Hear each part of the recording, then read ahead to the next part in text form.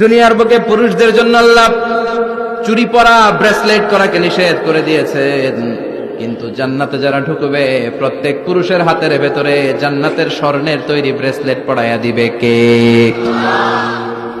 এই সুন্দর পোশাক পরে জান্নাতীর এবার ঘুরতে বেরোবে। খাইলাম দাইলাম পোশাক পরলাম, এবার কোথায়? ঘুরতে বেরোবো, একটু শপিং করবো একটু। তো জান্নাতে তার শপিং মল নাই, এটাও আছে। এটা ওই যে বসুন্ধরা শপিং কমপ্লেক্সের মতো একটা এরকম না, এর চেয়ে ছোট, যমুনা ফিউচার পার্কের মতো।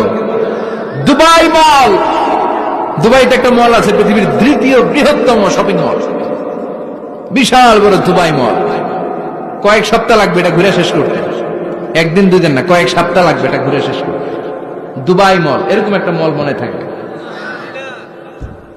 সহিহ মুসলিমের বর্ণনা, ইন্না ফিল জান্নাতি লাসুকান, জান্নাতের ভিতরে এমন এক বাজার আল্লাহ রাখবে, এটার এক মাথা দিয়ে ঢুকে আরেক মাথা খুঁজেই পাওয়া যাবে না।